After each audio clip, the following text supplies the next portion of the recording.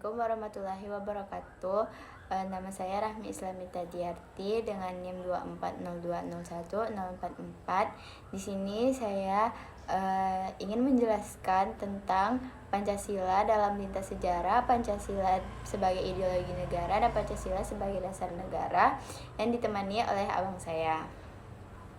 Yang pertama yaitu Pancasila dalam lintas sejarah.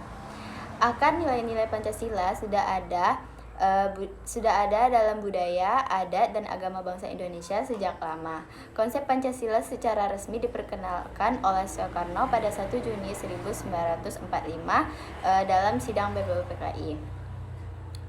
Tanggal 29 Mei sampai 1 Juni 1945, sidang BPUPKI menghasilkan gagasan dasar negara.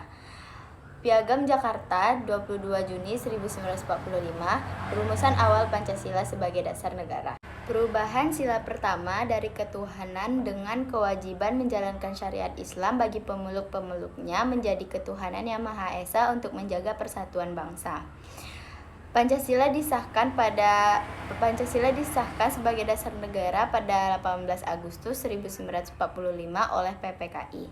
Yang kedua, Pancasila sebagai dasar negara. Pancasila menjadi landasan fundamental dalam penyelenggaraan pemerintahan dan kehidupan berbangsa serta bernegara. Fungsi Pancasila sebagai dasar negara yaitu sumber hukum. Segala peraturan perundang-undang harus sesuai dengan nilai-nilai Pancasila. Yang kedua, landasan konstitusional terintegrasi dalam pembukaan Undang-Undang Dasar 1945 alinea keempat. Yang ketiga, pedoman penyelenggaraan negara mengarahkan jalannya pemerintah sesuai prinsip-prinsip Pancasila.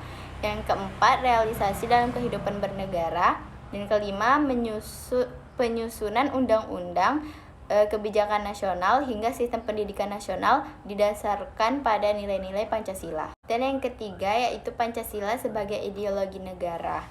Sebuah sistem nilai atau gagasan yang menjadi landasan dalam menjalankan kehidupan bermasyarakat, berbangsa, dan bernegara. Karakteristik Pancasila sebagai ideologi yaitu yang pertama terbuka, mampu beradaptasi dengan perkembangan zaman tanpa kehilangan esensinya. Yang kedua, universal, berakar dari nilai-nilai kemanusiaan yang dapat diterima oleh semua lapisan masyarakat. Dan yang ketiga, praktis, tidak hanya menjadi gagasan tetapi juga pedoman konkret dalam kehidupan sehari-hari.